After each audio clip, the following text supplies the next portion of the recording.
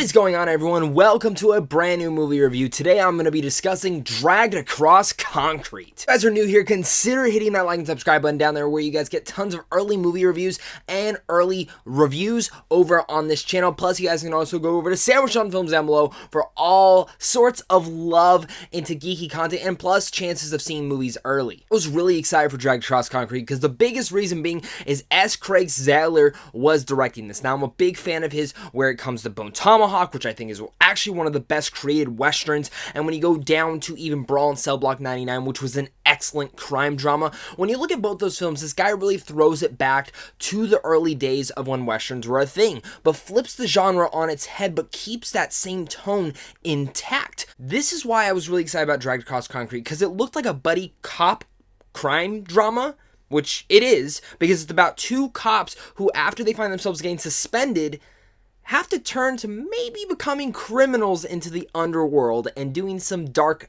dirty stuff. In a sense, Craig Zahler does the same exact thing that he does with Bone Tomahawk and Brawl in Cell Block 99. He takes his time with every single moment of the story beat, telling it from all different perspectives and taking, again, a slow burn that not everyone appreciates.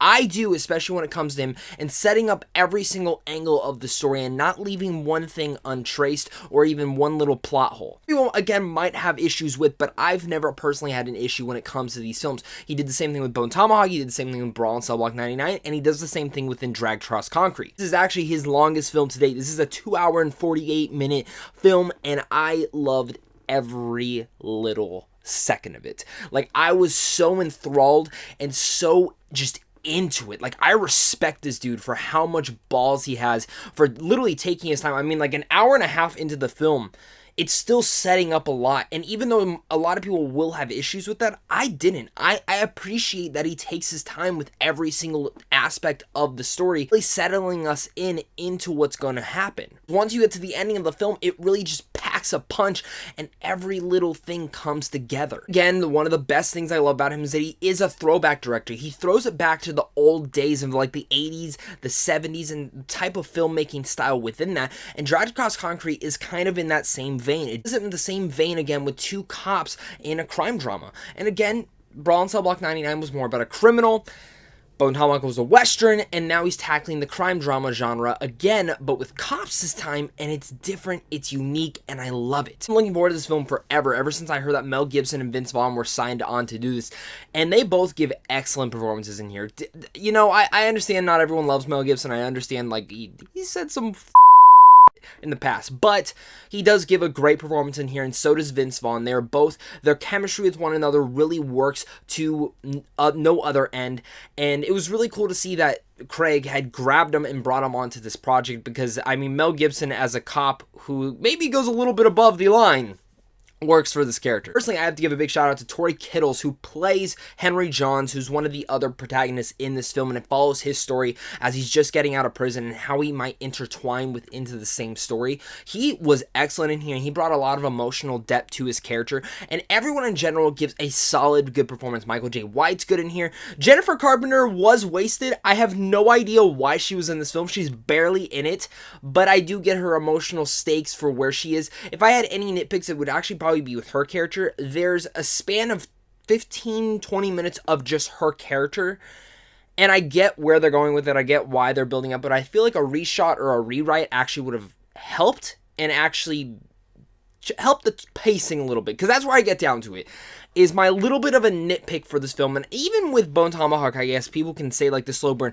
I don't mind the slow burn, but there are certain characters in here that I'm like, I don't need to know much about them. Jennifer Carpenter's character is kind of one of those that she shows up, she's in the story, her point came across, and then she's gone. And it was like, okay, she's a pretty solid actress, but why did I have to know every single thing about her? And I feel like that was the one thing in the whole film that you could have easily cut out and actually made the film maybe 20 minutes shorter. No ways am I complaining too much, because I love what he does with his films. They feel all epic. Like, they feel like an old style Hollywood film where you're watching something come across, something magical, something special, something Unique stylized film that jumps into the cop crime drama films genre and really flips it on its ass and spanks the shit out of it and changes it overall. Put that on the poster. Listen, Lionsgate, you can put that on the posters and the trailers. I'll sign off on it. Gritty, it's unique, and it's very stylized. It is totally from Craig's hand, and I cannot wait to see what this guy does next. Personally, for me, he is 3 for 3. I've enjoyed each and every one of his films immensely. This might be, it's kind of tied with Brawl in Cell Block 99. Bone Tomahawk's still my favorite film. But overall, I think he took such a great time pacing this film through. Every single layer and every single thing he's trying to say comes out thoroughly and seamlessly without being bunched on the noggin and saying, oh, you gotta pay attention to this. Takes his time with every single scene, and I really do appreciate that. In a sense, this is actually like the best version of a GTA movie that we will ever get. That's a big compliment because I love Grand Theft Auto, but it really did feel like a Grand Theft Auto kind of tone to it with all the different characters, how it all intertwines, and in general, how much they set up each character and how they take their time. I mean, there's multiple scenes of just Vince Vaughn and Mel Gibson just staking out stuff, which is a ballsy choice to have of just two guys sitting in a car for majority of the film, but it works because of their chemistry and their performances. And overall, I really enjoyed Dragged Across Concrete. It's the film I wanted. It's when I heard about it, when I saw the trailer, it's everything it sold me out to be, and I really enjoyed this film. So with all that said, I'm gonna give Dragged Across Concrete an A-. Let me know what your guys' thoughts are on Dragged Across Concrete. Did you guys see this yet? Did you love it? Did you hate it? Let's talk about it down below. And what is your favorite film by this director? Is it Bone Tomahawk? Is it Cell Block 99? Or is it this now new one? Let me know down below, guys. Let's talk about it. Make sure to hit that like and subscribe if you guys are new, and I'll make sure to catch you soon. Stay classy.